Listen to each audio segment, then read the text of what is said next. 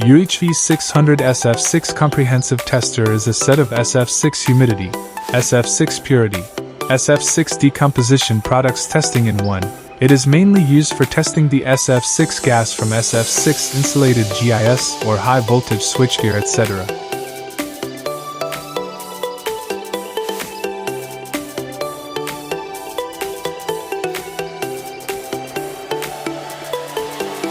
Today I would like to introduce the UHV-610 analyzer produced by our company. This is its screen, one air intake and one of its flow regulating valves. This is the vent. This is the power switch. And then here is a printer. Here is our charger. A lithium battery charger is built into the instrument. The built-in lithium battery can work continuously for 10 hours. And then this is a USB port. Enter the main screens. And the instrument is now automatically going through a sterilization heating phase.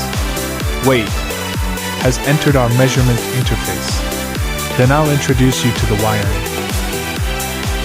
Our air inlet is plugged into the intake valve. Insert. This is plugged into one of our little cylinders. Our intake valve is plugged into our intake port. And then our top end plugs into one of our small cylinders. Our other end plugs into our small cylinders. Wiring is okay. Our vent pipe is plugged into our vent.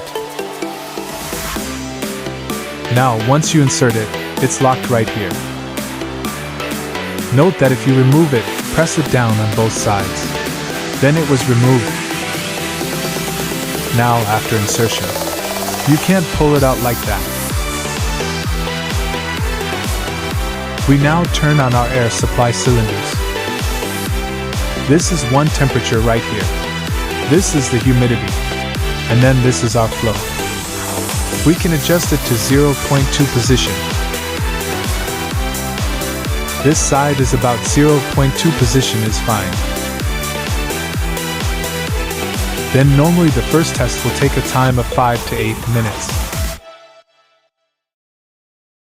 And now we can see that this is a decomposition of it. Because we're using nitrogen, there's no decomposing matter in it, it's a pure gas. So now you see that the value is no longer displayed. Let me give a demonstration. And then this is the menu. This is save. It's also one of its data. When the data comes in, we just click save. It can be saved. Return.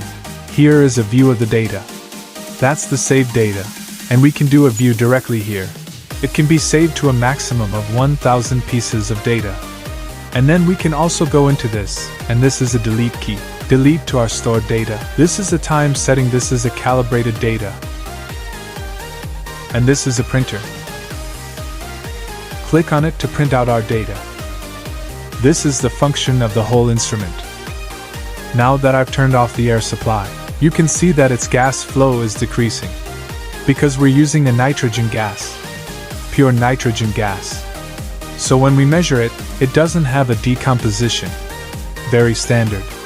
Alright, now the test is done. Charge the instrument before use. Charging usually takes more than 10 hours at a time. We usually leave it for a month or 2. It must be charged once. Prevent damage to its internal battery. And if the concentration of sulfur dioxide and other gases in the detected gas is very high, clean gas, air or nitrogen should be used to clean the pipe. The pipe inside the instrument needs to be flushed out before measuring.